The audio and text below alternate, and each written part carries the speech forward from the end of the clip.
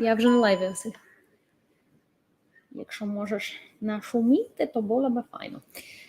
Hi guys. Of course. Thank you very much. Hi guys. Hello, hello. How are you? Sorry, I just walked in home, so I don't mean to be rude, but I have to set up my TikTok live. Hi Bam. Live today is a little later because for the first time in a month, I went and saw a friend, and I'm going to show you something really cool once a few more of you get here. A friend of mine, it's my really good friend since college, and one of my best friends. But we see each other very rarely because both of us are incredibly busy. And so we basically see each other like once or twice a year, normally in between our birthdays, because he's in June and, he's in July and I'm in August. And so we have exactly a month between our birthdays. And usually that's when we see each other. This time we weren't able to see each other for either one of our birthdays, but he was in Portugal. And while in Portugal, he saw something and he was like, oh my gosh, this is perfect for Yulia on so many different accords. And he got me a birthday present that he brought for me today. And I'm going to demonstrate it to you in a second. But before that, let me say hellos. So hi, Veronica, and hi, Lauren. Hi, Bam. Hi, Dave. Hi, Prexis. Hi, Norm. Hi, Albert. Hi, Fiona. Hi, April. Hi, Jillian. Hi, Carolyn. And hi, Crazy Cat. So yeah, but so basically, here's what it is. This is a home decor object, and look at that. It's a Ukrainian flag, but it's a Ukrainian flag. Well, I mean, technically it would be like this if it was a Ukrainian flag, but it's a blue and yellow statue. You guys know how much I love home decor, and it's in blue and yellow, and he hauled it all the way from Portugal because he saw it and he was like, oh my gosh, this is like perfect for her. And it's so beautiful. I absolutely love that. And the funniest thing though is like, if you knew my friend, he's the most like pain in the ass person you would ever meet. He's completely like self-made. He, as in like, he's a very successful guy. He is super self-made. Like I know him since I think freshman year of college, and he has like a really, really like kind of like pain in the butt sense of humor. And so he gives me this statue. I love this statue. I'm like, or this, like, piece of decor. I'm looking at it. I'm like, oh my God, this is the most perfect thing for Yulia. And as I'm staring at it, he goes, okay, Yulia, put it down and be careful with it. It was expensive. And I'm dying because it's like the most him thing that he could say after giving me like the coolest present on the planet. And I love it so much. I have to figure out where in my apartment to put it because all of my walls are like taken up by a lot of art, and I want this to stand out. So I want to put it by itself on some like visible spot. And yeah, but it's really funny. And I was dying, and I was dying as I was like laughing at this. It was so funny. But yeah, it's an awesome present. And he also made such a big deal out of it. He was like, oh my gosh, like you will get to see what this is. And like I just saw it, I thought it was so you. He picked me up to go get lunch. Like the entire time that we were on the way to lunch, he wouldn't let me open the present. Then we got lunch. Then he gave me like a birthday card that came with it. And I was like, oh, that's so sweet.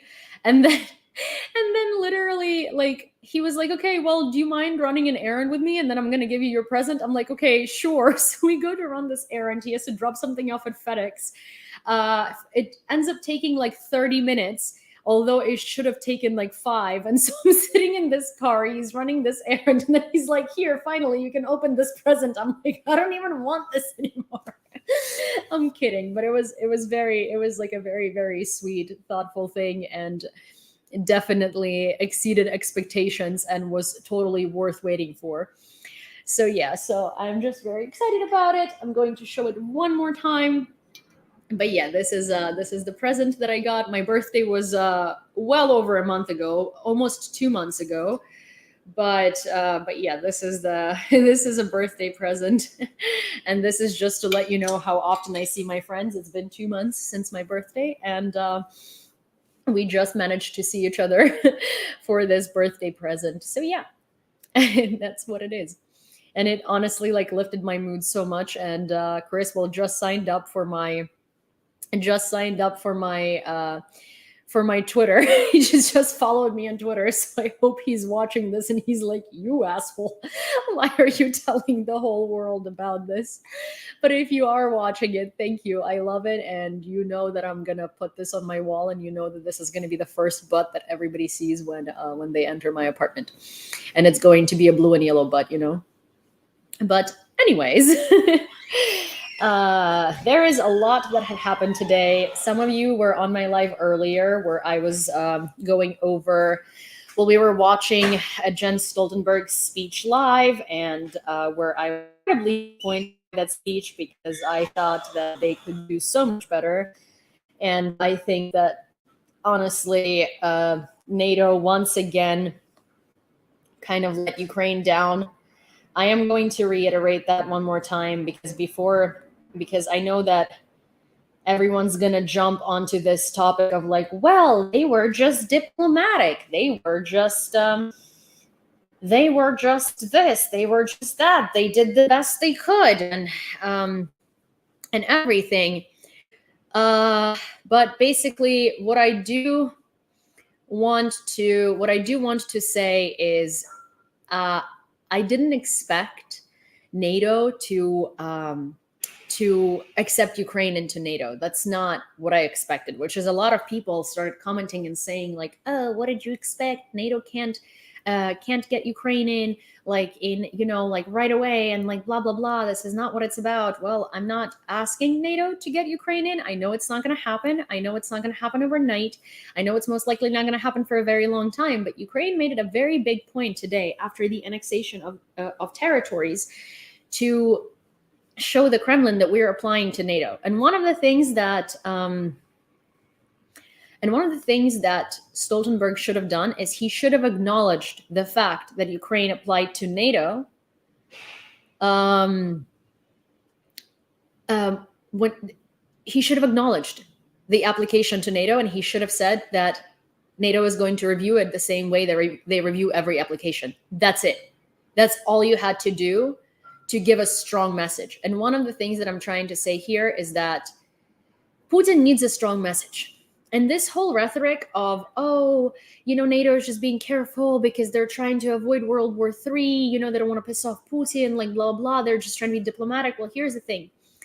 There is a way of being diplomatic and direct, and there is a way of telling Russia, no, this is not going to fly. And you can still do it diplomatically. But what they did today is they inevitably just told Russia, well, hey, we are not ready for whatever it is that you might do.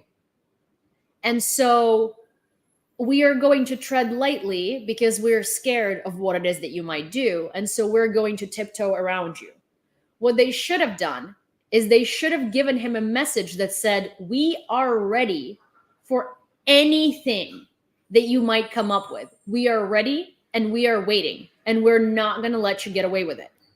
That message would have sent him a message that he shouldn't screw with it, because he knows that he can't take on NATO. He knows. He's not an idiot. He knows he can't take on NATO.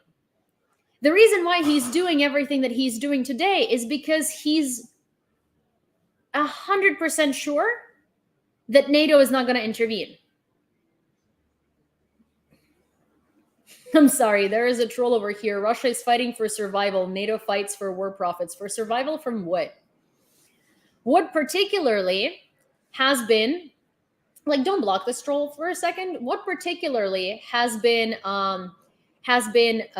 threatening Russia's survival?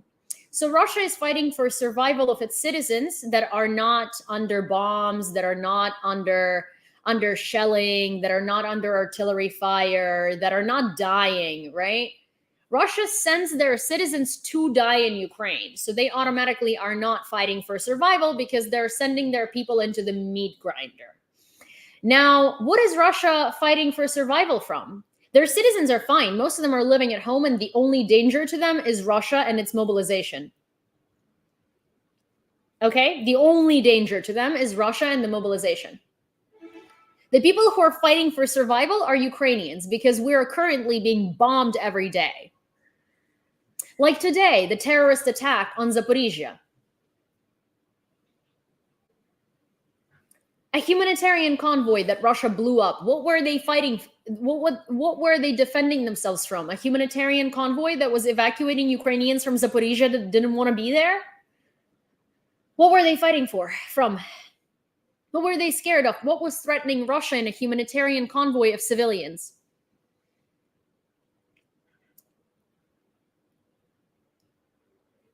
Huh? Please tell me. Please freaking tell me, because I have a hard time seeing Russia fighting for survival there. Also here, Bam, who's one of our regulars, says on Twitch, the Russians fighting for survival are the ones fleeing the country right now. Well, they're not fighting for survival. I will disagree with that strongly. They would be fighting for survival if they actually stood up against Putin and made sure that Putin can't anymore do anything like that to them. They're fleeing. They're simply fleeing and they're running away. They're just running. They're not fighting for survival. They're just running away. They're rats who are running away from the sinking ship. And that's what I'm going to say, because running away from Russia and not stepping up for your rights, not stepping up for your freedoms, not overturning your dictator is not fighting for survival. That's just running away. That's running away from your problems, basically. And that's doing that a little too late. And the reason why they now have to run is because they did not fight for their survival before. Is because they've let this crap go on and on and on for the last 300 years. So I'm going to have to disagree with you there politely. I think that saying that Russians are fighting for survival by any means possible is not correct, because the only people right now fighting for survival are Ukrainians. So yeah. Anyways, with that said, basically, there is just, the message that NATO sent today with that speech was a repetition, Heroyam Slava, of everything that they have been saying before that did not give Putin any reason to stop doing what he's doing, because it's simply not, it's a repetition. It's nothing. Thank you so much. Obrigada. It's nothing new, and it's nothing strong worded, and it's nothing that actually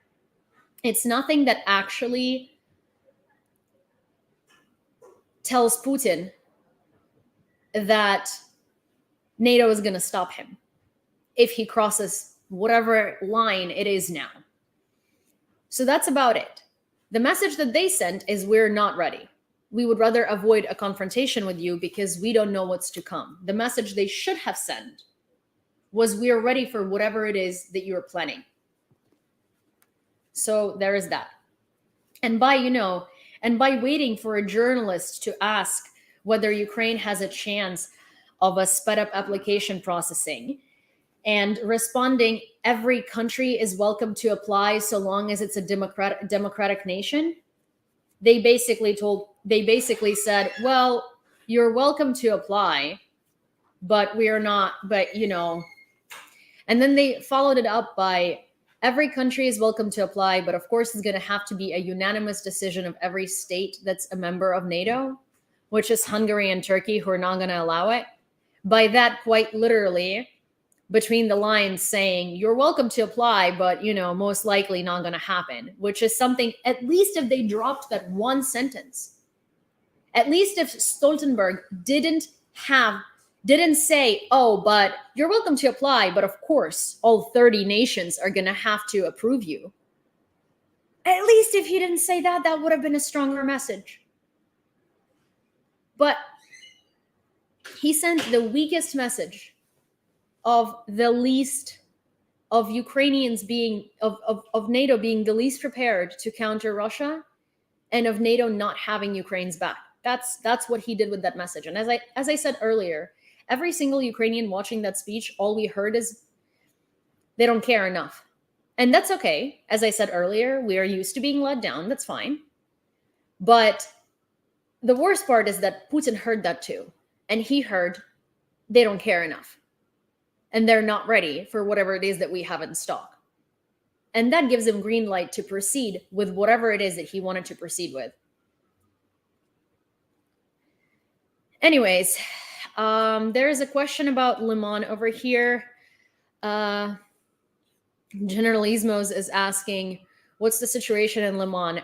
Ukraine completely tightened the noose and encircled Russian troops. It's well over 5,000 troops that have been encircled right now. We don't really know a lot more details than that, but Ukraine had surrounded the troops in Liman. Liman is a very important strategic point because it also opens the access onto the rest of Luhansk, and it basically, from this encirclement, it opens two access like this and like that. One access into Luhansk and one access into to the south. And it gives Ukrainian troops a lot more flexibility on the offensive side. But with that, also, there's 5,500 Russians that are surrounded. And I've talked about this earlier, but in 2014, this very interesting thing happened. It's called the tragedy of Ilovaisk. And that tragedy was Ukrainian troops were fighting for Donetsk when Russia was occupying it in 2014. And as they were fighting for Donetsk, they came into this one village and they put up a Ukrainian flag onto the city administration. They held the village for a couple of days until they realized that they were fully encircled by Russians. In a very similar maneuver as happened today with Liman. And they surrendered. They got an order to surrender, and our authorities have spoken to Russian authorities, and they have agreed upon a humanitarian corridor. So about 300 to 400, well, there were more than that, but about 300 to 600 troops were going over that humanitarian corridor in a convoy. Russia surrounded the humanitarian corridor out of Ilovaisk and flew rockets and missiles into the corridor through which the Ukrainian army was surrendering, effectively killing 400 Ukrainian men. And those were not just military men. Those were also medics. Those were volunteers. Everyone who was there. The majority of them died because they were simply executed. Simply executed. And so today, the fact that we have surrounded Liman and the fact that we cut off the Russian army in the same way that they have cut us off in 2014 is very, very, very, very symbolic to Ukraine's fight for, it's not independence from Russia, to Ukraine's fight from Russia's greedy hands, because we never belonged to Russia to begin with. I actually really hate this term, Ukraine's independence from Russia, because we never depended on Russia. We never depended on Russia to begin with. We were occupied and colonized by Russia. So yeah, it's Ukraine's fight against Russia's greedy hands, Russia's greedy arms, Russia's imperialism. It's Ukraine's fight against Russia's imperialism. And the thing is that even after everything that Russia has been doing, to our POWs, after the tragedy in Ilovaisk, after what they've done in the Donetsk airport, after everything they've done to Mariupol, to Bucha, to Izum, to Irpin, you name the city, to Severodonetsk, you name the fucking city. After everything that Russia has done, you know what Ukrainian troops are going to do to those Russians surrendering? They're going to take them in as POWs, and they're going to give them the new program that Ukraine created for the mental health of Russian prisoners of war. And they're going to let them talk to their family up to 15 minutes every 3 to 4 days so they don't suffer. And that is what Ukraine is going to do with those troops that we've encircled and surrounded. Meanwhile, what Russia did in 2014 is they shelled the humanitarian corridor of surrendered military that was not going to be a threat to them. And that is the difference between humanity and between the sad, pathetic excuses for beings, I can't call them human, that Russians have been for the past 300 plus years. That is the difference between dignity and disgrace. That is the difference between slaves and free people. That is the difference between good and evil. In Ukraine, a 41-year-old Alexei Nagin, the commander of Wagner PMC, was liquidated. Nagin, according to Inform Napalm, was a veteran of military operations in Chechnya, Georgia, Donbass, Syria, and Libya. Finland will close the border to Russian tourists on September 30th. Minister for Foreign Affairs of Finland, Pekka Haavisto.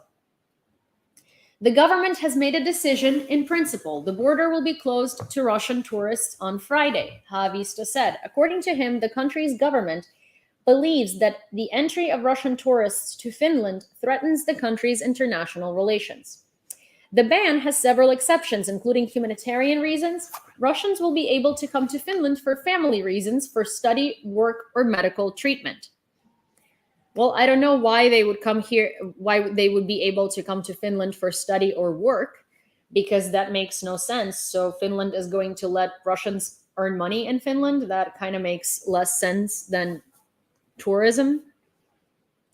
But, you know, there are a lot of things with these visa restrictions that kind of, you know, stopped making sense to me a long time ago, because a lot of countries that are incredibly Russians suffered from Russians overtaking their country themselves were the first to speak out for the visa ban, and are also the first to be like, yeah, I mean, they can't come here on a tourist visa, but we're gonna let them work here. Why not? And it makes kind of like no sense to me, because it's illogical. It's so not logical. Okay, so we have a video that's coming up, and it's a Ukraine Now video, so you know it. I'm going to show it to you the way I always do. Thank you so much. Let me see. Share.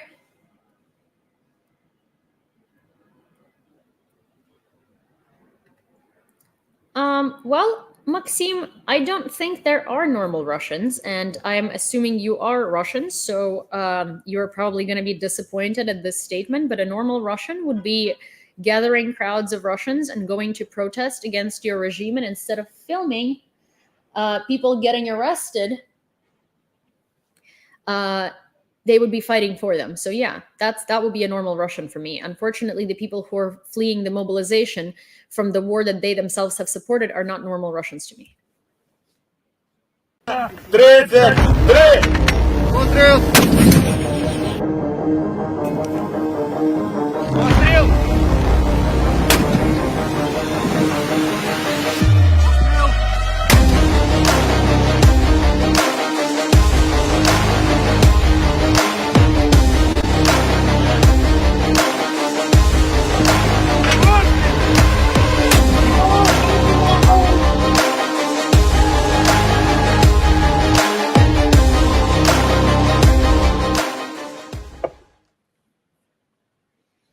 Why are they working in Russia, in Finland anyway? Yeah, that's my whole point. I don't know.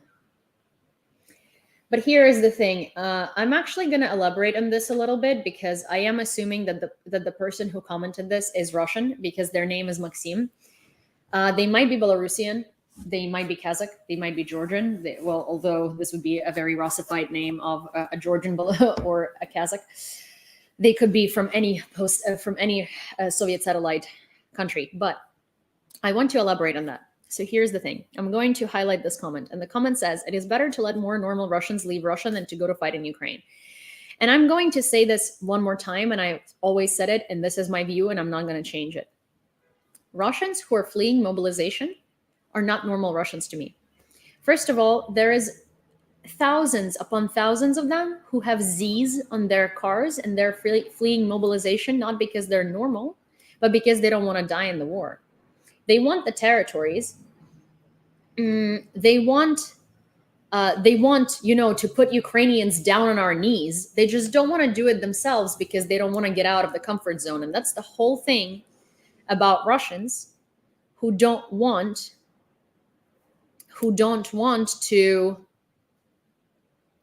That's the whole thing about Russians. They don't want to get out of their comfort zone for anything. And that's my whole problem with Russians. Because if you were a normal Russian, what you would do is you would go and protest. You know how many people fled Russia? It's over 200,000 people since in the last 7 days alone. Alone. That is enough to start a pretty decent sized rebellion. And Heroyam Slava. And those people could stand up to the regime and guarantee that they will never have to flee Russia again. But no. They're just rats who are fleeing from the sinking ship. That's all. I'm not gonna give it any more attention because I give too much attention to Russia to begin with.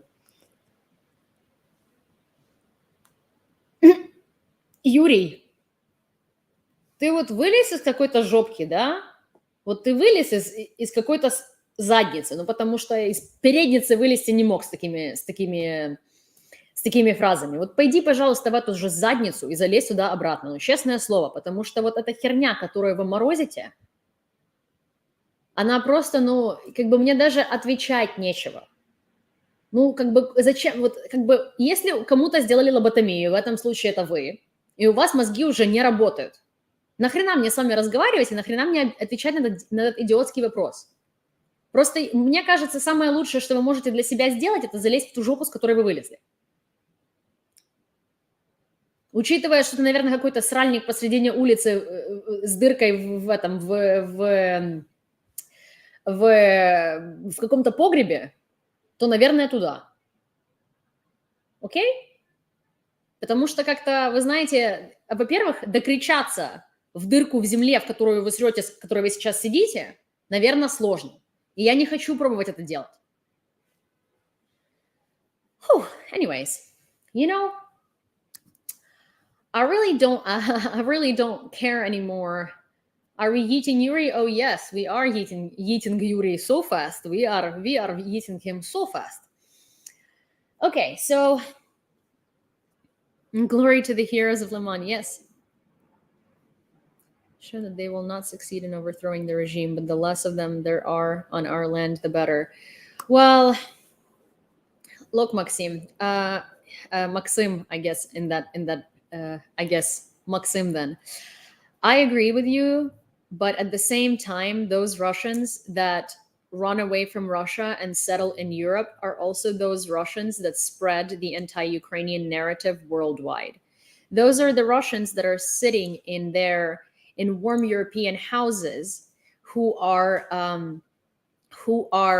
now have money and now have things to do. Who now have money and things to do to influence their stupid brainwashed ideas and to spread them all over. Those are the Russians that just get out scot-free. And the thing is that, yes, practice has shown that they will not succeed in overthrowing the regime because they don't even try. I've said that before, and it's kind of like Russians come out onto the main square in Moscow or something. Hi, Brad.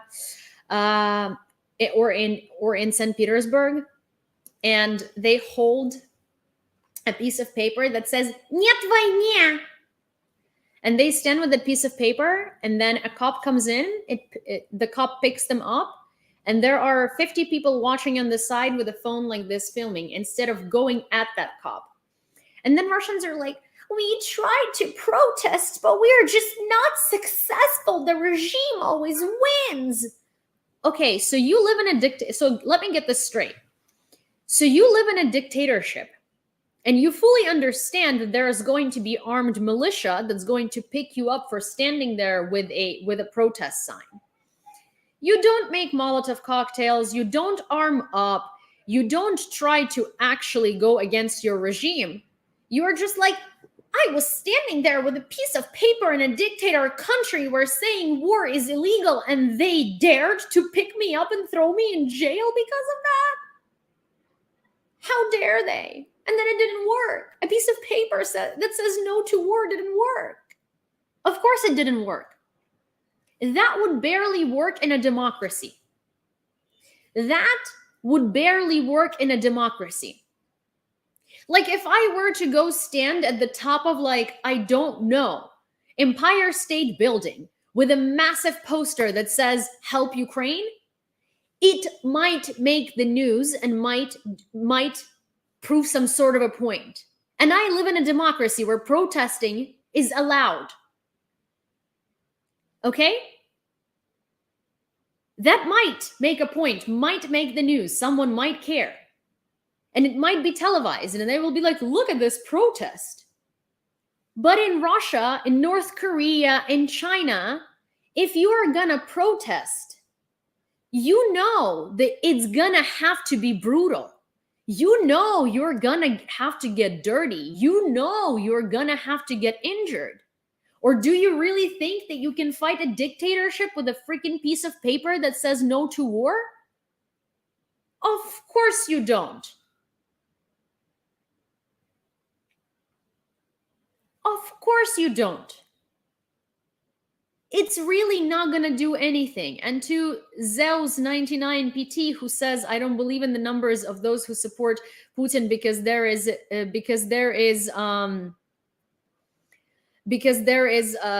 people who are LGBTQ and minorities and stuff like that, and they obviously don't support it. Okay, dude, how many people have spoken out against the regime?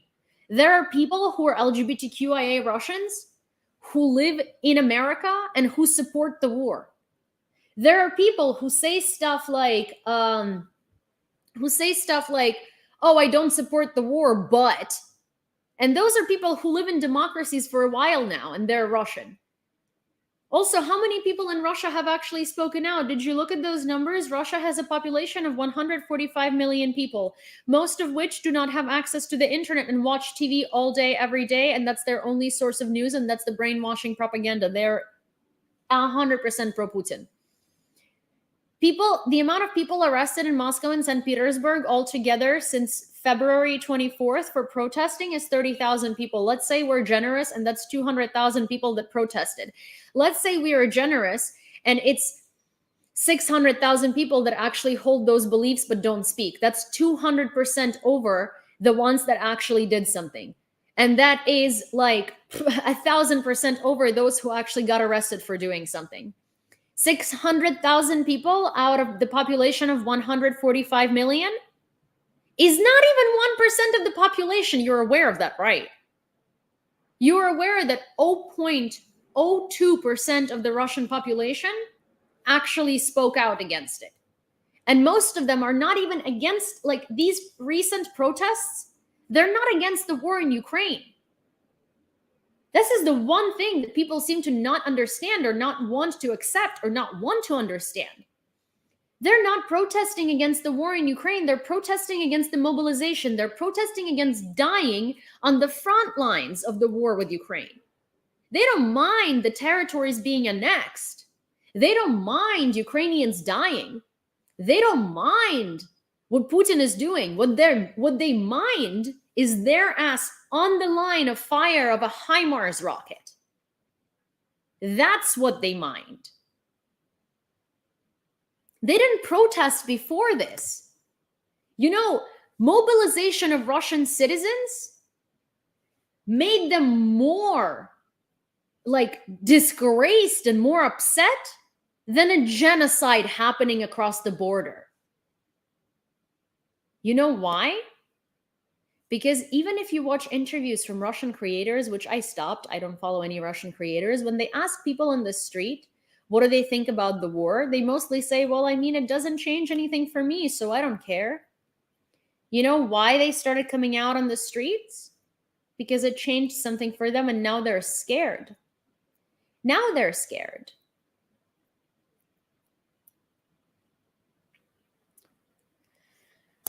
Okay, Zeus, here's the thing. That polls can be rigged from both sides. Pre-war, a lot of people talked about how Navalny was a real threat to Putin. Here's a funny thing. Navalny is a Russian nationalist, a far-right Russian nationalist, who deems Russians to be superior to Russian minorities, who deems Russians to be superior to everybody else in the world, who deems Russians to be the crème de la crème. He is the same Putin. He would just be better for Russians inside Russia. His foreign policy, his foreign views, his foreign politics, the same as Putin's. He's just another dictator with validated far right, not even past, but very, very far right beliefs and very, very far right leanings. He is really racist. He is really xenophobic. He's really homophobic. He thinks Crimea is Russia. He thinks DNR and LNR, pseudo-republics, are Russia. I bet you he from his stupid jail cell thinks that Zaporizhzhia is Russia. He is the same Russian supremacist. He's just not as cruel to the Russian people as Putin is. And here's the funny thing about Russian people. They don't not want to have a dictator. They're just tired of this one. They had a dictator in the form of a Tsar.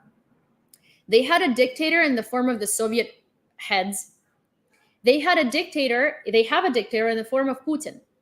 When you tell them, why don't you protest and why don't you do something to actually change something for yourself? They answer me every time. How are we supposed to do this if we don't have an opposition leader? Who's going to lead us? You don't need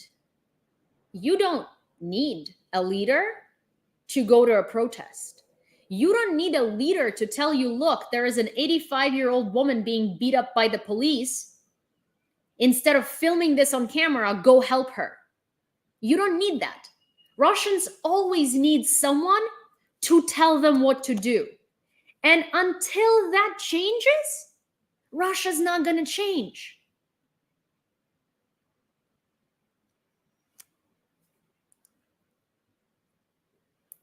Russians always want a dictator. They always need someone to dictate them what to do. And that is history. You can look at history anywhere. Even if you read the Russian history, even if you read the propaganda Russian history, the one thing that you are going to see there is that they always want someone to tell them what to do. And that is a nation of slaves that can't think for themselves. And so that's why Russians are never going to change anything. But here is the thing.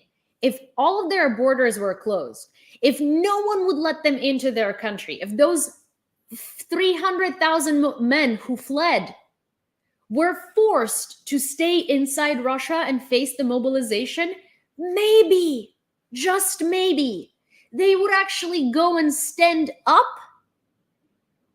to facing their freaking government, because they wouldn't want their ass in the line of fire.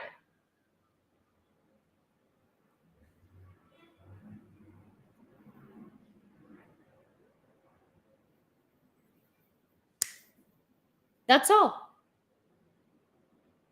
And here is the thing, dear Russians who are scared of protesting. Here is a funny thing.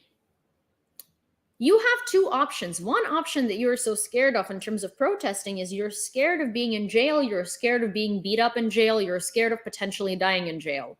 Well, you're not going to potentially die. You're going to 100% die on the front line in Ukraine when you're mobilized with a rifle, with a not even an automatic, but a semi-automatic weapon. Some of them are not even semi-automatic. They're single-shot rifles.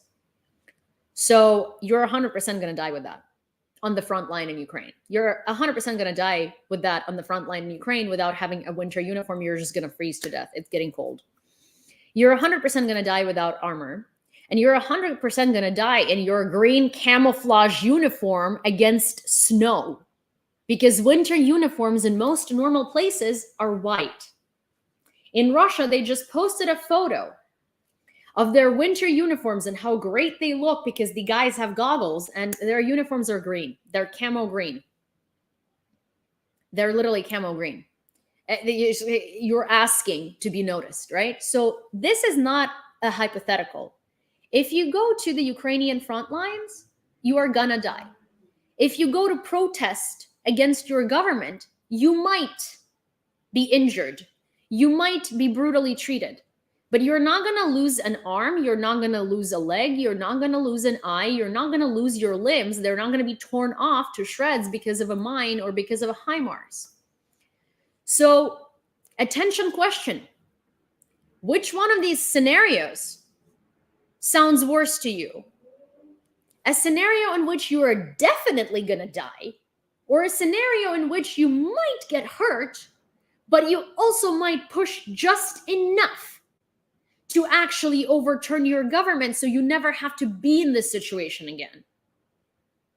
But I guess, if you're a Russian, you would rather A, flee the country, B, go to the front line, C, go to a protest and stand there with a sign and then complain that it didn't accomplish anything. Dagestani women have balls bigger than yours. And the proportion between Russian men's balls and Dagestani women's balls are quite literally my apartment to the size of the moon. The moon being the Dagestani women's balls. My apartment in proportion to the moon being the Russian men's balls. I'm pretty sure it's impossible to find it from the moon. You wouldn't even see it. That's how small it is. There we go.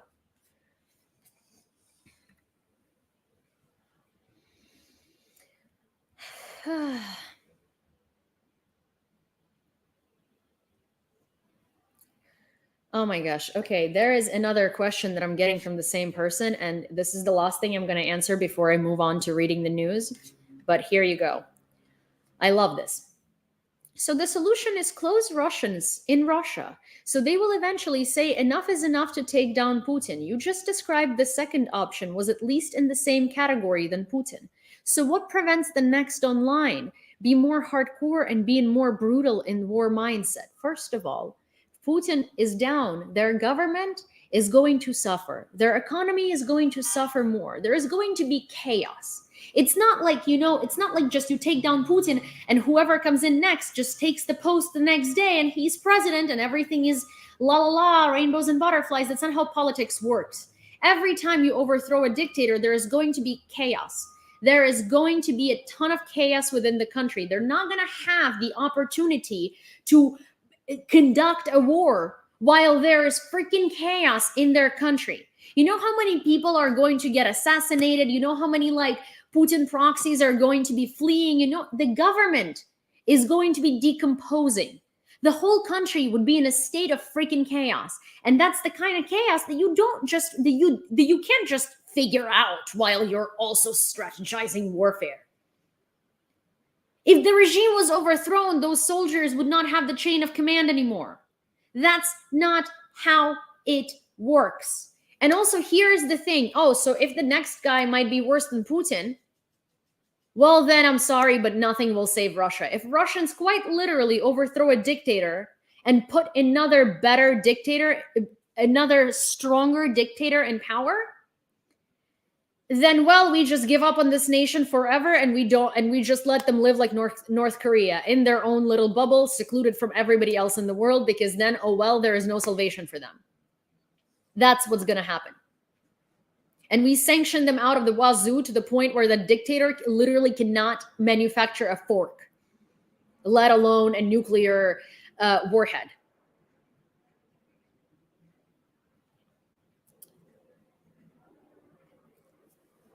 But what Russians would do that would help them is quite literally overthrow their current dictator and not try to promote the next one into power like Navalny.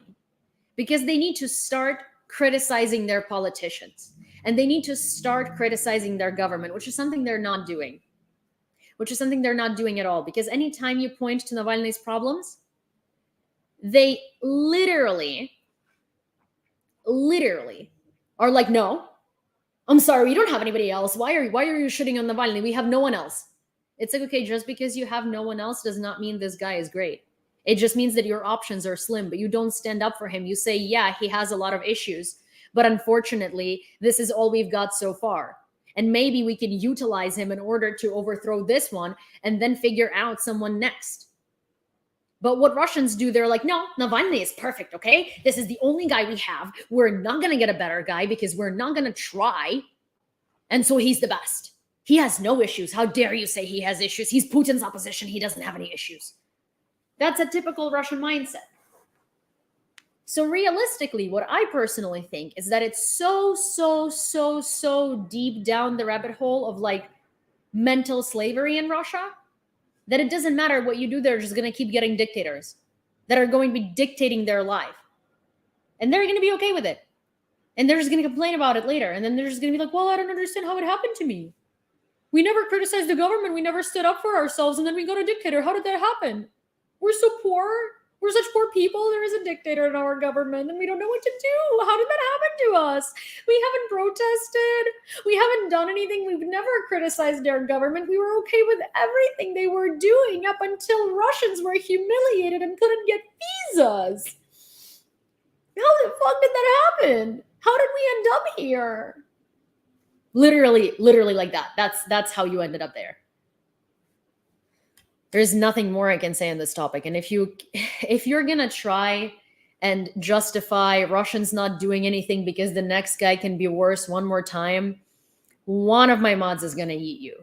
Because at this point, you're not trying to ask me questions. You're trying to convince me in your false precedent that you have in your head. And no matter what I say and no matter what I respond to you, it doesn't matter to you because you have an agenda to tell me that Russians are not, they have no other options and they can protest and the next guy is going to be worse than the previous guy. So what's the point then? Well, if they get a worse dictator who's going to do worse things, so why don't we just give up today and why don't we just like let them take over the world?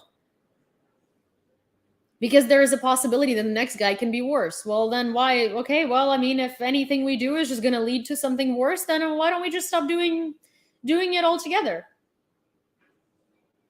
What's the point of even resisting? Right? Let's just preemptively give him Alaska back. Let's preemptively give him all of the territories back. Let's just like reform the Russian Empire because, you know, the next guy could be worse.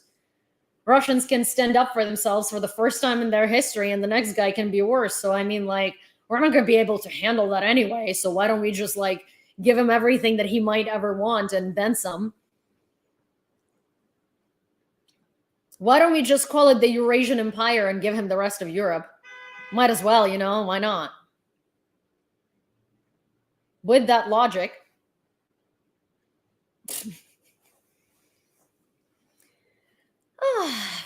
Anyways, our victory and Putin's defeat. The Washington Examiner revealed its new cover. Take a look. This is how the Washington Examiner sees Ukraine after Putin loses.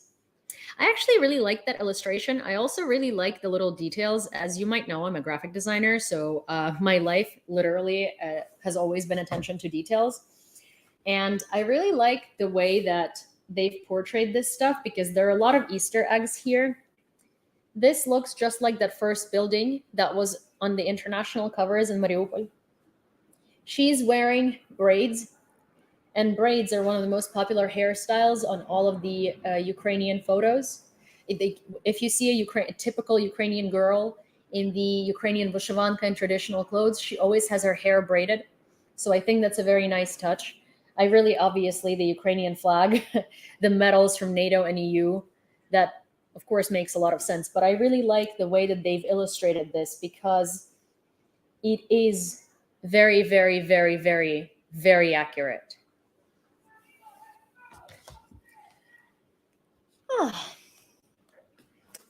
This is Gerda, a dog that came to one of the units of the armed forces of Ukraine in the liberated Balaklia of the Kharkiv region. Volunteers found her a new home in Khmelnytsky, and soldiers arranged a trip for Gerda from Kharkiv to Kyiv and then Khmelnytsky. Ukrainian defenders not only professionally defeat enemies, but also help animals from frontline areas to find a new home. Take a look. You know that we love palate cleansing videos on this channel, and you know that we like some good news here. So here is a doggy that's very happy and that had found a new family. It's a little wolf. UEFA will not allow clubs from Crimea to participate in the championship of Russia. The Union of European Football Associations stressed that they would not lift the ban on the integration of Crimean clubs adopted back in 2014. Thank you, Gabby. Thank you so much. A distinctive feature of the Ukrainian military is that they remain positive even in the most difficult situations. See, here's the thing. I always say this. Ukraine has much higher chances of winning this, not only because we're getting supplied with weapons, not only because we're getting trained, not really because we're fighting for our land, and because the people of Ukraine will fight till the last man. And this is a morale of soldiers on the front lines.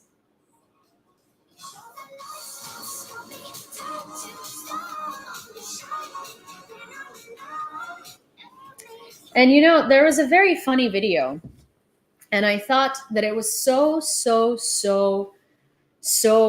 telling. There was a Russian person that commented on a TikTok video of a Ukrainian soldier.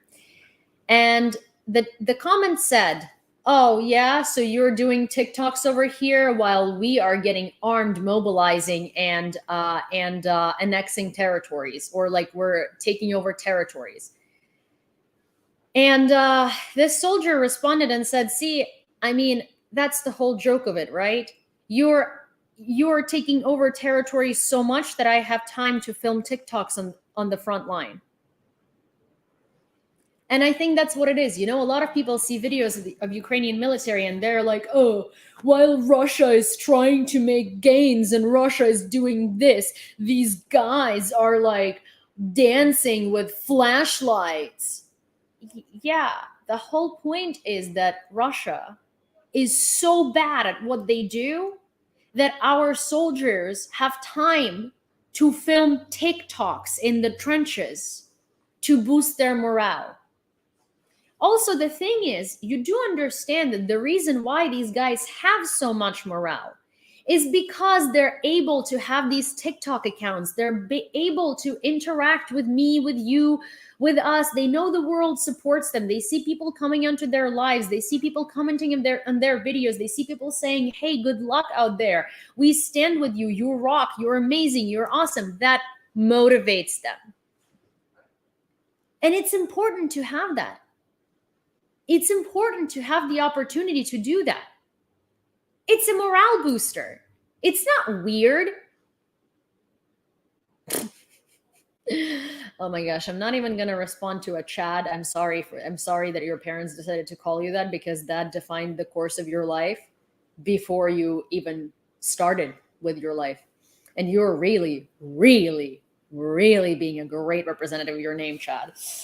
Anyways,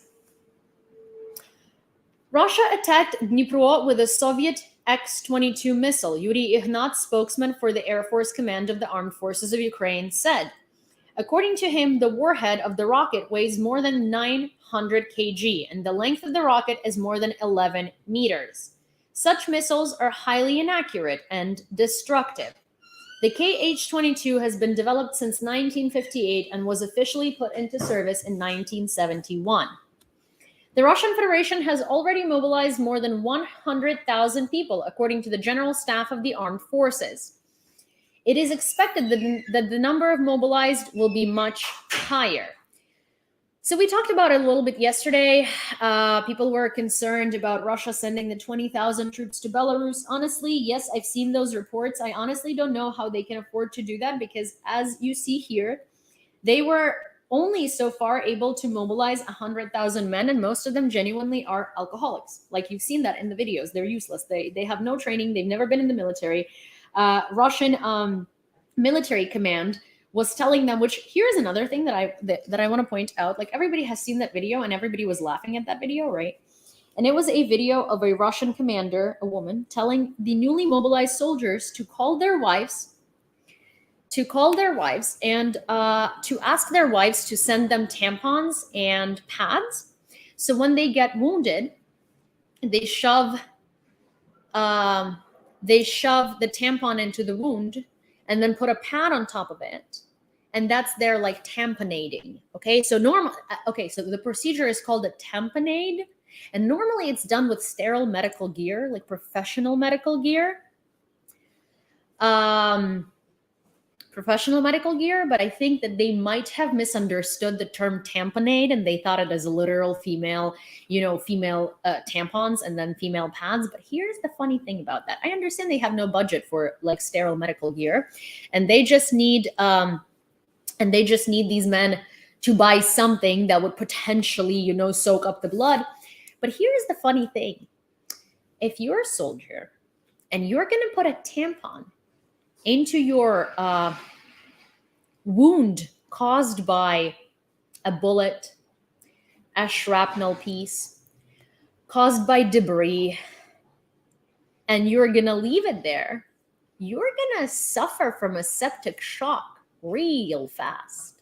Which, to be fair, honestly, if that's what they want to do, who am I to stop them? Really. Русские ребята-солдаты, когда вам говорят засовывать тампоны в свои раны, это очень крутая идея.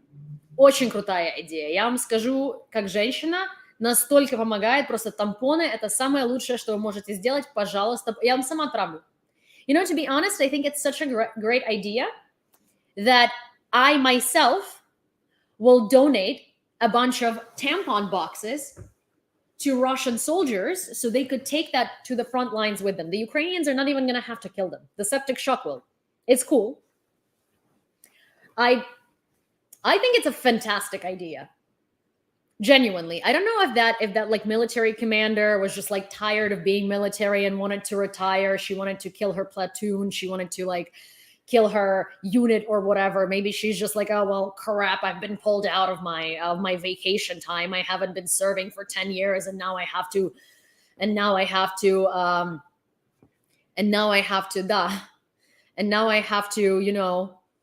be a commander of this like unit of absolutely unprepared, disappointments. And she was like, actually, you know what? I have an idea. She's like, yes, so boys, great idea here. Great idea. All of you, here's some money. Please go get yourself tampons. When you get wounded, even before you do, put a tampon up your wound. It's going to be mwah. And so she just figured that this is her only way to retire because the Russian military is not going to let her. Я зі Львова, з Бандерштату. So yes, there is that.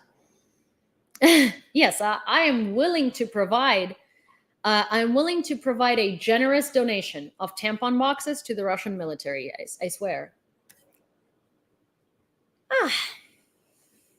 I think that, that is basically helping the Ukrainian military. Anyways, sometimes it seems that the armed forces do this on purpose, but no, this is what the current map of the liberated and temporarily occupied territories of Ukraine looks like. Did someone just ask me if I'm Ukraine? Новини про тампони? Це є відео, яке облетіло всі соціальні мережі, де прапорщик російський, чи прапорщиця, я не знаю, як це правильно називати, вона говорить новомобілізованим мужикам, щоб вони попросили своїх жінок купити їм тампони і прокладки, тому що їм армія видає лише зброю і все, і форму, а все інше вони мають робити. І оскільки в них немає медицинських китс більше, потрібно, щоб їх дружини купили їм тампони і прокладки. А потім казали, що якщо в них буде кульове поранення, їм треба запхати тампон в ту рану. Ну, то, що це септичний шок, це ніхто їм не казав, і то, що це спричинить септичний шок, і вони помруть. І я думаю, що вони просто навіть не знають цього, але вона каже, я це пам'ятаю ще з Афганістану. Я не знаю, як вона в Афганістані опинилася. Oh, so Armin here sent his daily quote. If you don't know and you're new here, Armin sends a quote every day and they're always very relevant. I do see it's a quote from a Russian writer, so I'm not necessarily too keen on it, but Armin always sends very good quotes. So I'm going to read it anyway. So Anton Chekhov wrote, lying is the same as alcoholism. Liars, sorry, I see it. Liars prevaricate even on their deathbeds. Russian trolls spew lies on YouTube videos because lying is the only thing they love. I think lying is just the only thing they know how to do, and that's the pinnacle of their skills.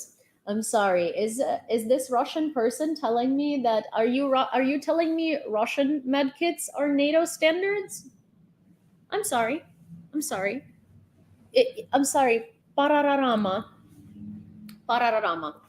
Are you telling me that Russian medkits are up to NATO standards? Because if you haven't seen your army's medkits, I'm going to show them to you. And if you think those are NATO standards, then we need to have a conversation. But also, if you think those are NATO standards, I don't know why Russia is so scared of NATO. But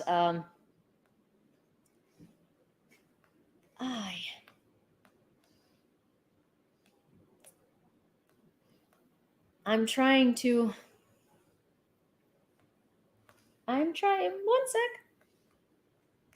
One sec, I'll show you what a Russian medkit looks like. It's beautiful.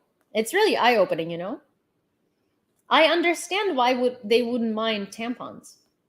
I understand. I mean, at the end of the day, it's probably, safer than the medkits. And give me a second, it's just so far down there because there's been so much more interesting news about the warfare than this that I can't even find the Russian medkits. One second. Російські аптечки, так. Russian medkits. Okay, so see, it's really hard for me to tell if you're Ukrainian or Russian. Hi, Truthful. If you're Ukrainian or Russian, if you speak Russian, because I don't know if you're Ukrainian. Okay, well, I can't find that picture, but picture this. It's 1945, and you think penicillin will cure AIDS. And then in 2022 that it won't. And so with the idea that penicillin cures AIDS and it's 1945, you in 2022 put together a med kit for your soldier to go on the front line. That is what a Russian med kit looks like. Okay. Hi, Kakmundo. Playtex Platoon, yeah. Playtex has a little too. I think it's over budget. They did say to buy cheap once. Anyways, the Italian embassy recommends fellow citizens to leave Russia if their stay there is not absolutely necessary. Thank you, Todd. Good to see you. Montenegro has declared 6 Russian diplomats persona non grata, according to Russian media, citing the country's foreign ministry.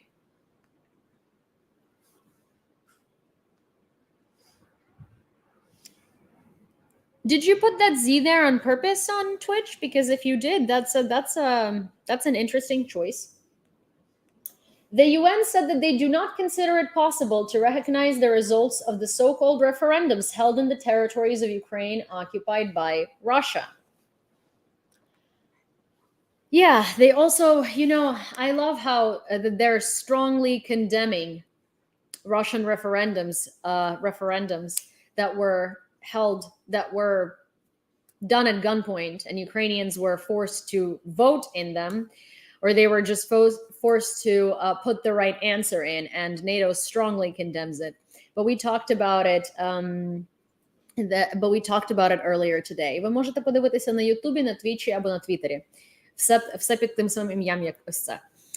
Okay, so give me 1 second. I'm gonna go grab a treat for my dog, and you're gonna get to see her, and you're gonna see her little trick that I always show, because she is still getting at her paws, and the only thing that stops her at this point is just stuffing her mouth with treats. So give me a second. I shall be back in a minute. I'm also going to put this away so my dog doesn't sit on this. But for those of you who weren't here in the beginning of this stream, my friend today, so my birthday was 2 months ago. I haven't seen my friends. Last time I saw a friend was a month ago. I haven't seen this friend since, oh my gosh, like last year probably, because we see each other once a year, really. And so he was in Portugal, and so he saw this, and he was like, oh my gosh, this is a perfect present for Yulia. So today he gave me my birthday present. My birthday was 2 months ago. And he was like, I saw this and I was like, this is so you. And it's a sculpture that you put on your wall. And it's beautiful. It's like the coolest thing I've ever seen. I'm so happy. And he was very right. This is so very Yulia. Yulia loves home decor and Yulia loves Ukraine. And this combines both of these things. So I will go and get, yeah, and he hauled it all the way from Portugal, because he saw this on his vacation in Portugal. I love it. But anyway, so I'm going to go get a treat for Cindy, and I'll be back in 1 second. Just, hold on a minute. Cindy, wait a second, boo.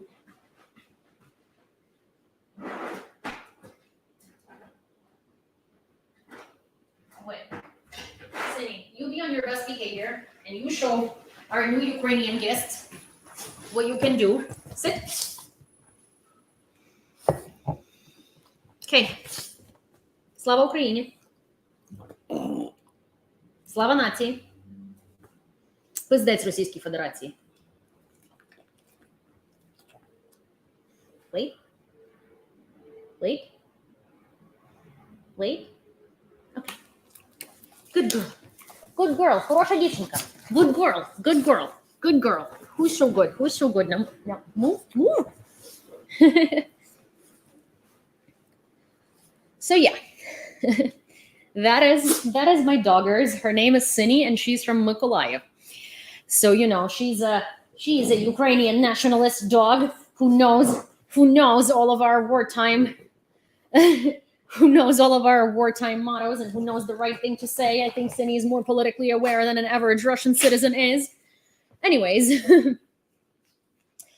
consequences of the Russian attack on the public transport stop in Mykolaiv on September 29th. Take a look at the video. It is going to be brutal.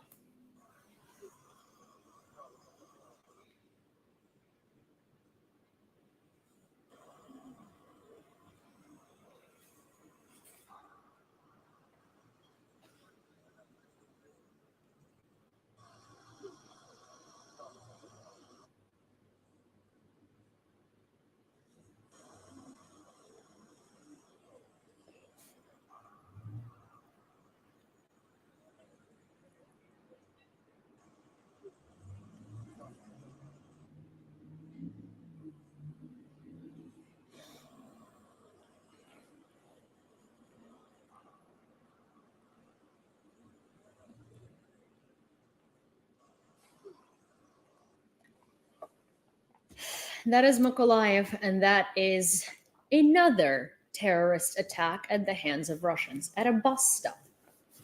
Civilian infrastructure. I hope that in the coming days we can do something to provide the Ukrainian Defense Forces with more modern tanks, said U.S. Senator Lindsey Graham.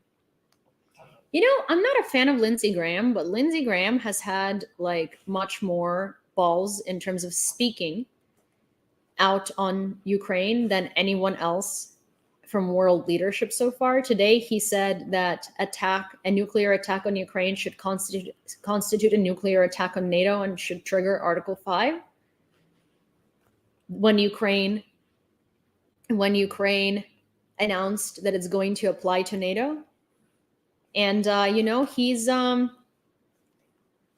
he has more balls than anyone else. And that's what Stoltenberg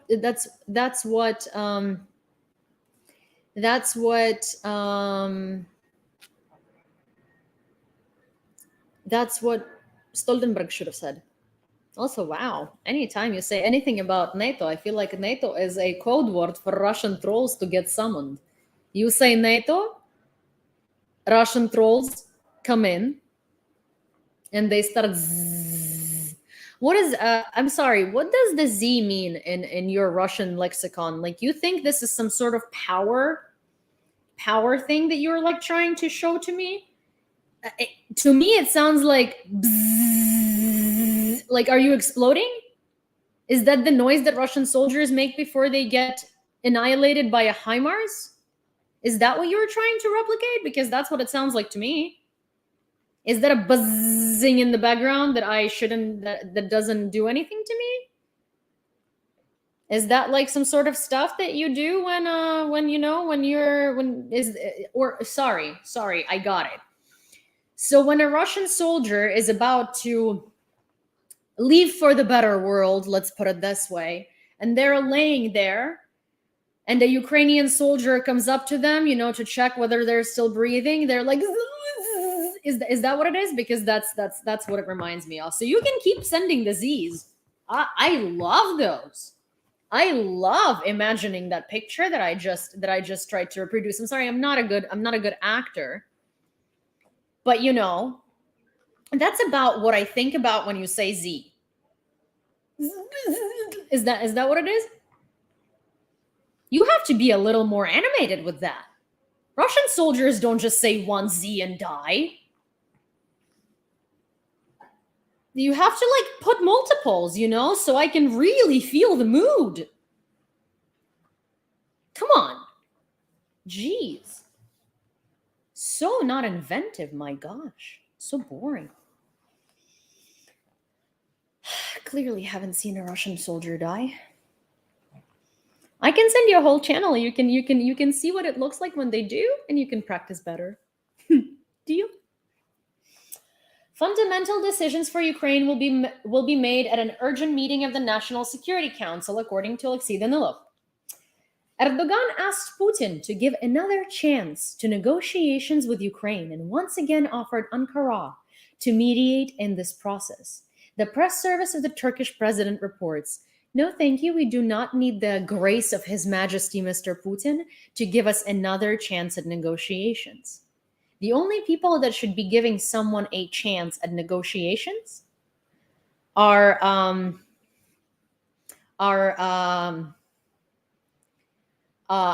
it's Ukraine giving a chance to Russia when Russia is on its knees back to its borders and completely destroyed.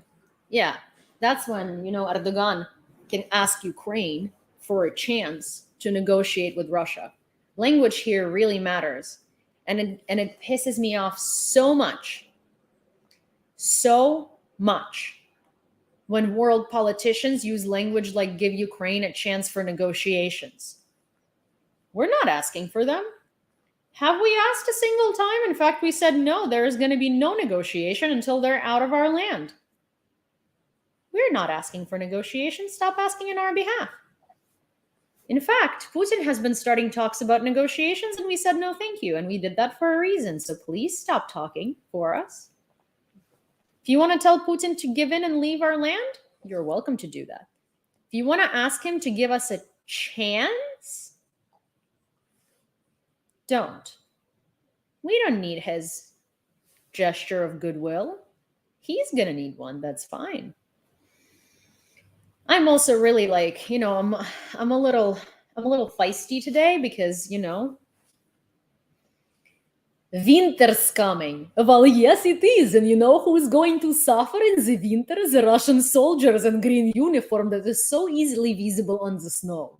You know who else is going to suffer in the winter? Russian soldiers who are going to have to resort to trying to steal Ukrainian soldiers' boots because Adidas sneakers don't work for winter. You know who else is going to suffer? Russian soldiers who don't even have fleeces in their summer uniform. So yes, you are correct. Winter's coming. Don't you worry about our winter. You know, in Ukraine specifically, people are like okay enough monetarily that most of us have generators, like electricity generators and stuff. And, you know, and we have reserves of like gas and stuff. So just FYI, you know, we can figure it out.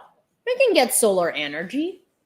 Don't you worry about us. You worry about Russian soldiers. You worry about the fact that winter is indeed coming, and I know you're gonna have to shit outside, and I'm sure in the summer it's much nicer than it is in the winter. Although I would argue, because probably in the summer mosquitoes and bugs bite your ass quite more often, but I will say at least you're not freezing to death. So yes, you worry about the winter that's coming and the fact that you are gonna need to shit outside in the snow. You see, there is a Russian troll and he's telling me winter's coming. And I'm like, yes, well, it is. And you're going to have to shit outside. So, like, you know, I don't see how you're scaring me with the winter. I have a toilet in my house. I'm not going to have a problem with that. Don't you worry about my winter. At least in the winter, I can sit on a warm toilet seat. You, my friend, debatable. And now that your troll outcome and now that your troll career is probably going to be over very soon because they're going to mobilize you, I will say that most likely you're not going to make the money needed to get a toilet.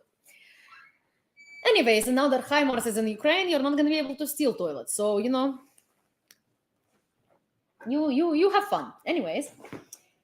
The U.S. Senate has approved a bill to continue funding the government, which includes an additional $12.4 billion in aid to Ukraine.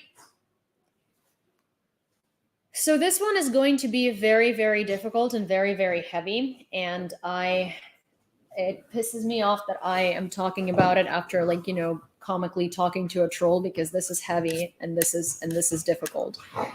But it needs to be said, and I'm sorry for the timing, but it is what it is. Russia struck a civilian convoy on its way out of Zaporizhzhia with missiles. People were standing in line to leave for the temporarily occupied, thank you, Netlin, occupied territory to pick up their relatives and deliver aid. There were fatalities and injuries.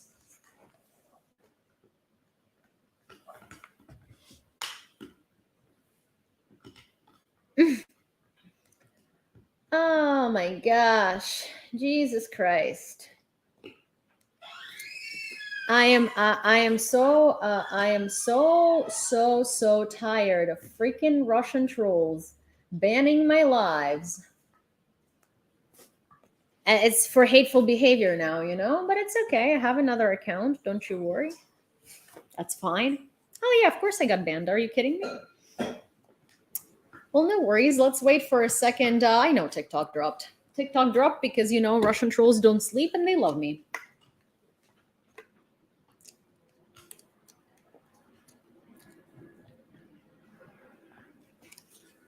So did your main account got suspended or what? Huh? Did your main account? Oh yeah, again, the second time today. This time for hateful behavior, because I was talking about the fact that I have a toilet at home. I mean, yes, I know it's hateful behavior towards Russians, because, having a toilet is very hateful towards Russians. My comment got blocked. Recognizing the fact, My comments got blocked because I told to ban Russians from entering other countries. Oh, I mean, it's fine. It's okay. Oh yeah, there is a big increase in the numbers of Russian streams because now on Twitch, especially because now they don't have to do it through the VPN. Anyways, where were we? So, Zaporizhzhia.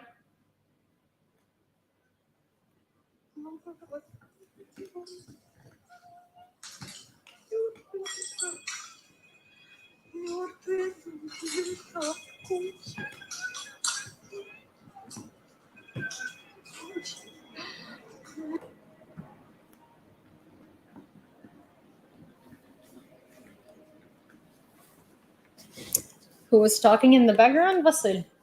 The Russian occupiers in the Kherson region are threatening local residents with eviction and forced deportation outside the occupied territories if they do not receive Russian passports by October 1st. According to preliminary data, 23 people were killed and 28 people were wounded as a result of a rocket attack on a civilian humanitarian convoy, said the head of the Zaporizhzhia Regional Military Administration, Alexander Starov. New explosions broke out in Mykolayiv on the night of Friday, September 30th. A missile hit a multi-story building. People are trapped in the rubble, at least 8 wounded. At least 1 person was unalived and 5 others were wounded as a result of the Iskander missile's arrival in Dnipro city. The transport enterprise was completely destroyed. Take a look.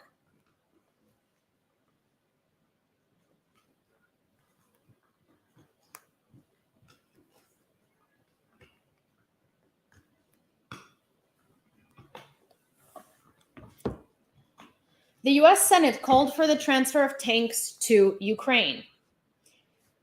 Britain's Secretary of State for Defense made a secret visit to Kyiv. Delighted to have visited my good friend Alexei Reznikov in Kyiv this week to discuss more military aid and help to Ukraine, wrote Ben Wallace. The Pentagon intends to establish a command center in Germany for military support to Ukraine. Its mission is to optimize the training and aid system for Ukraine that the US and its allies created during the Russian invasion.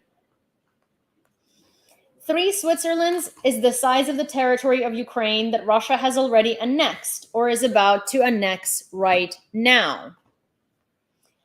The number of people unalived in Zaporizhzhia has increased to 25 people and the number of wounded to 50, the Office of the Prosecutor General of Ukraine reports.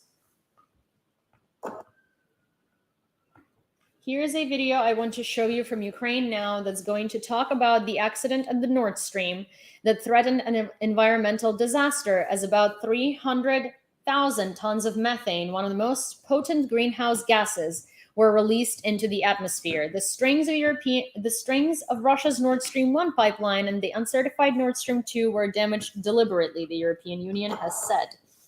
And I want to show you this video, and you know how that's going to go ahead, because I'm going to show it to you here, and then I'm also going to show it to you here. But if you'd like to see it full screen, I would suggest that you see it, on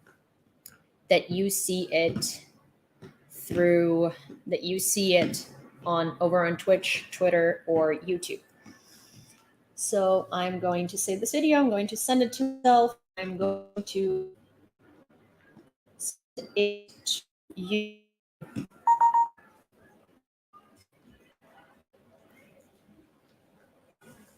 One second.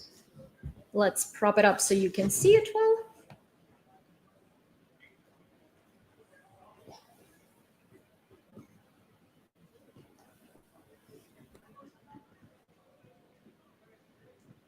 Okay.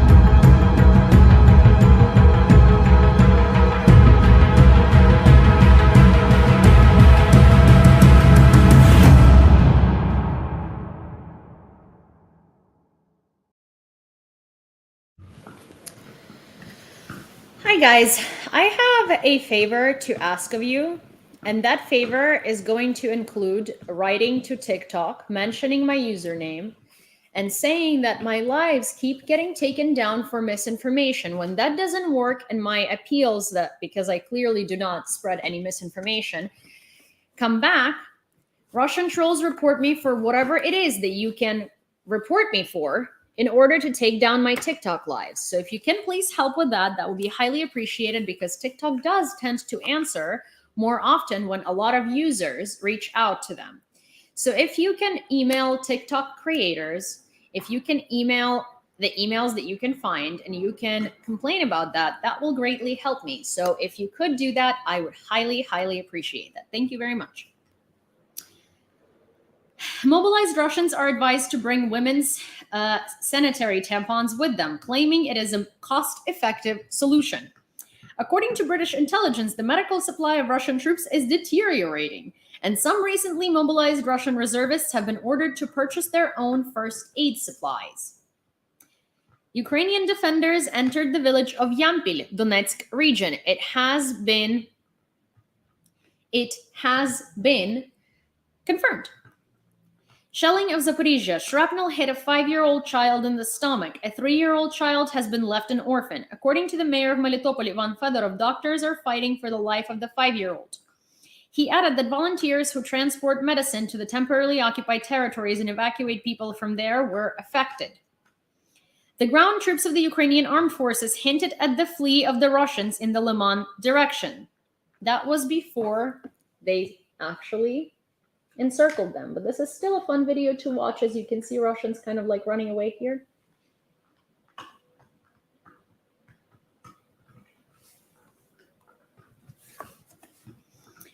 Putin's press secretary Dmitry Peskov said that Russia was emphasizing military action as Ukraine had allegedly withdrawn from the negotiation process. He once again said that Russia would consider strikes on the occupied Kherson, Zaporizhzhia, Donetsk, and Luhansk regions as an act of aggression against the Russian Federation.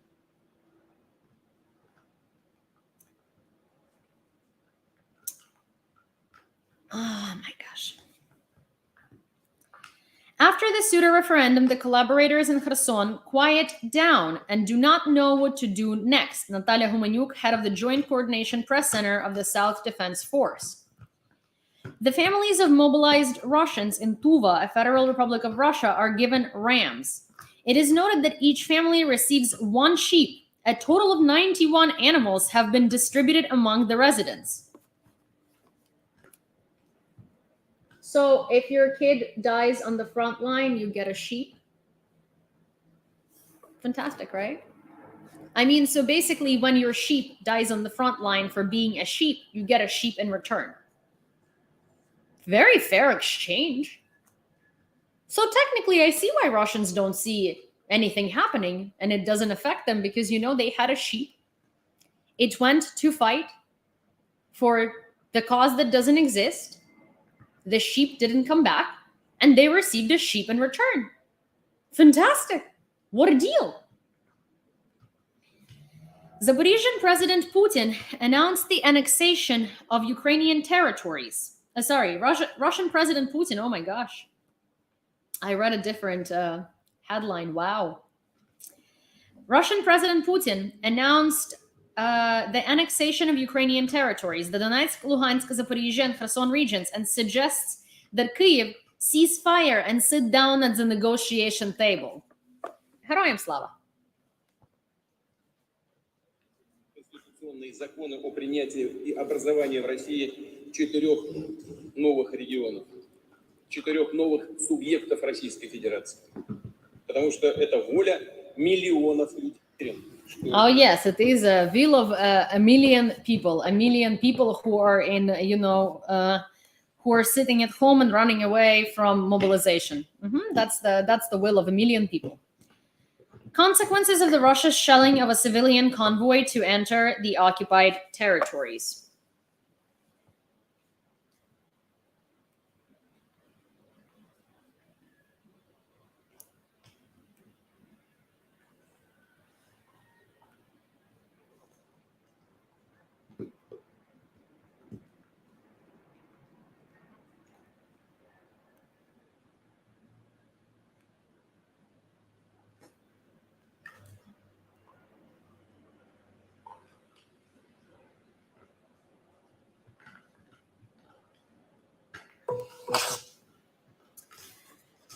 Moscow stated that the Kremlin's demands remain unchanged and so-called special operation would continue. Yeah, I mean, what else do you have to do when your entire country is ruled by a madman and all of you are sheep who have no personal opinion? What else do? You just continue the special operation and you celebrate Russia and Russian, sham annexation of territories that literally doesn't mean anything but just a piece of paper, while your troops are being annihilated in Le Mans.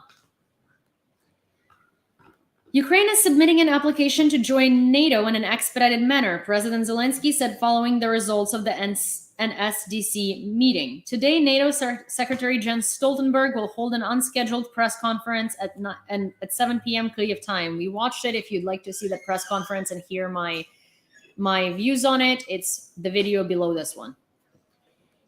It was our state that offered Russia to agree on coexistence on equal, decent, and fair terms. Obviously, this is impossible with this president. We are ready for a dialogue with Russia, but with another president, Zelensky said after the results of the National Security and Defense Council.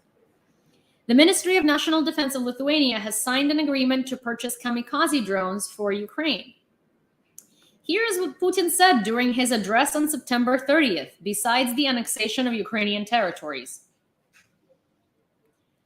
Ukraine has started a war and it is necessary to sit down at the negotiating table. The choice of people in Crimea, Sevastopol, Donetsk, Luhansk, Zaporizhzhia, and Kherson causes wild anger in the West. The city of Zaporizhzhia is not under occupation and has not been seized, by the way. Russia is a civilization country. What civilization? Ancient civilization? The West wants to colonize Russia, exterminate ethnic groups, and start manhunting. Germany, Japan, and Korea are under US occupation. Ukraine is conducting experiments on people and pretending it is a noble goal. The sabotage of the Nord Stream pipelines is the work of the Anglo-Saxons. Anglo-Saxons convince people in Europe to eat less and wash less. The suppression of freedom in the West is outright Satanism. So let me get this straight. So basically, this man says that his cause is fighting colonization, and he does that by annexing territories. Okay. Greece's largest gas company, DEPA Commercial, has reached an agreement with French Total Energy on the supply of liquefied natural gas in the winter if necessary, according to Reuters. NATO is not part of the conflict, but will support Ukraine so that it can defend the right to self-defense enshrined in the UN Charter, the NATO Secretary General said. U.S. will give Ukraine weapons to return all its territories, said Biden. Senior U.S. Senator Lindsey Graham said that the use of nuclear weapons in Ukraine would be an attack on NATO.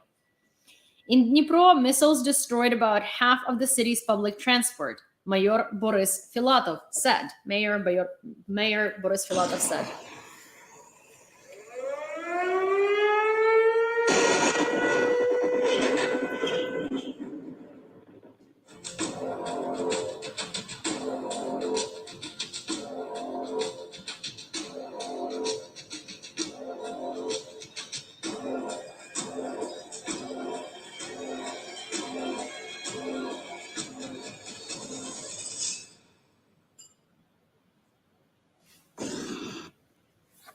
Ukraine will not conduct any negotiations with Russia as long as Vladimir Putin is the president of the Russian Federation, President Volodymyr Zelensky said.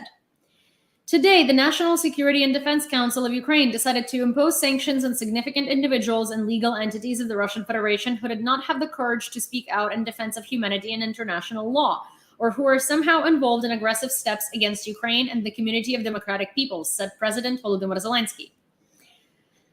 Putin's speech is a fraud and a disgrace, tweeted Boris Johnson. Following the US, the UK also imposed sanctions against Russia for illegal annexation of Ukrainian territories, writes Sky News. Among others, the head of the Central Bank of Russia, Nabiullina, was included in the sanctions list. In addition, the British Foreign Office said that Russia will now lose access to the main Western services on which it depends, including IT consulting, architectural services, engineering services, and legal advice on individual commercial transactions. 50 countries called on Russia to stop nuclear blackmail, according to Energoatom.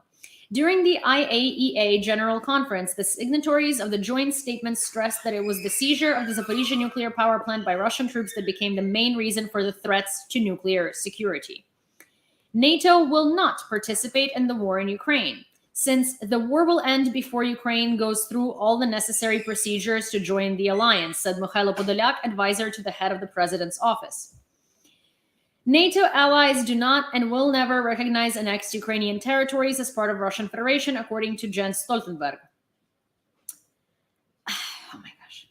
The German Chancellor, the Prime Ministers of Denmark, Norway, and Sweden said everything points to a deliberate sabotage of Nord Streams by the German cabinet.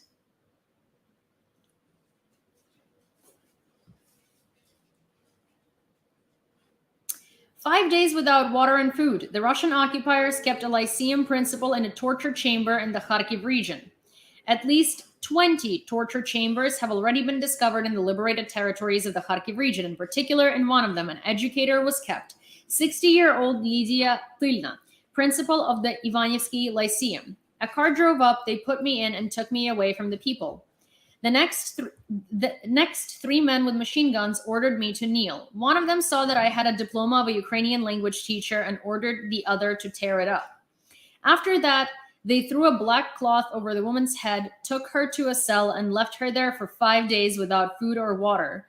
Lydia was beaten and humiliated. A machine gun was aimed at her, but later she was released. A dog named Crimea, sits on the ruins where his house was recently located. On September 29th, the Russians struck a private sector in Dnipro city.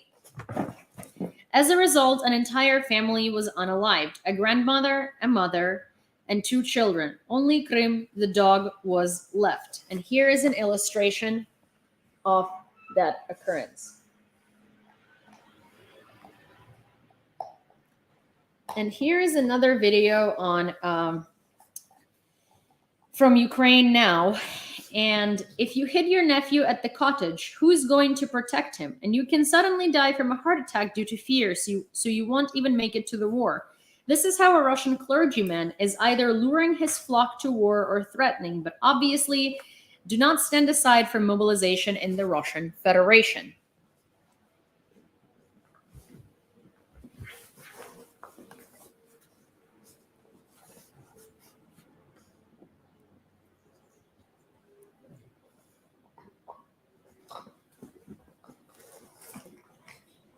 Okay, I'm also going to say that every time someone says that I'm married to some hurt, it kind of implies that I'm only not interested because I'm married. Here's the thing. I'm not interested because you're a pervert who comes onto a woman's live that they don't know, that talks about atrocities in her country, and you are trying to talk to her about, I don't know, whatever it was that prompted James to tell you that I'm married. I'm assuming some random dumbass compliment that really does not, fit with the room and the vibe. So please don't do that. I'm not interested, not just because I'm married, but because you suck.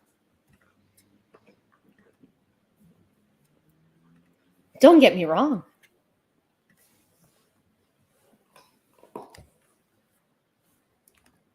Если ты племянника спрятала в подвал на даче, кто защитит? Мало того, много лет он там не просидит. Свой крест не возьмешь, 2 получишь взамен. А ты от инфаркта из-за страха и инсульта может Кондратий хватить, так что ты даже до войны и не доберешься. Провались она пропадом, эта война. Но раз так случилось, и мы в этих обстоятельствах, а Господь и говорит, взявший свой крест и последующий за мной, тот спасен будет. Кто бежит от креста, 2 получит взамен. А если мы потеряем родных и близких, что будет? Ничего не будет, кроме вечной жизни и славы. Ничего. And that, ladies and gentlemen, is all I have for you for today. And after that, I'm going to go write my report to TikTok, yelling at them again about them consistently taking down my lives for no reason.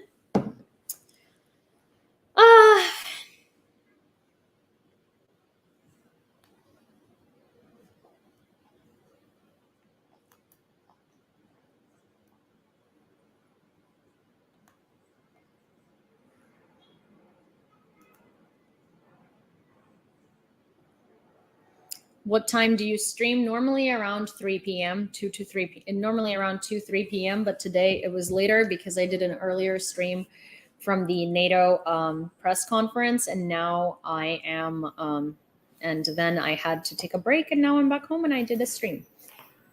Is there a religious aspect to this war? No, not really. They're just using the church to manipulate people.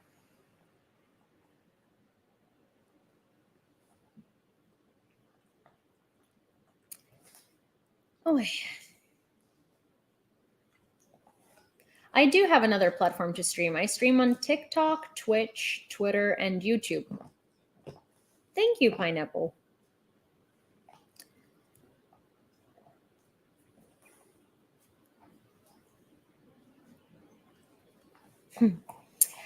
Alrighty, guys. I am gonna go. Yana, if you missed the news, they are going to be saved on Twitch and on YouTube. And I would suggest that everyone follows my YouTube because well, this video is already uploaded. It's an interview that's going to be a 4-part interview. The first one is done. It's waiting for the okay from Azov Command. But I'm going to release this interview the second they okay it. It was supposed to be Monday, but they're taking their sweet time. But anyways, the part 1 of the 4-part series of the interview with the defender of Azovstal is coming out any day now. And if you're interested in watching it now, it's already available on Patreon to the small group of people that is signed up for my Patreon. But if not, then you can wait and it will be available any day now. So I will see you guys later or tomorrow, most likely tomorrow because I'm tired and I need a break. And thank you so much for being here and thank you for watching me. Have a good rest of your night. Bye, guys.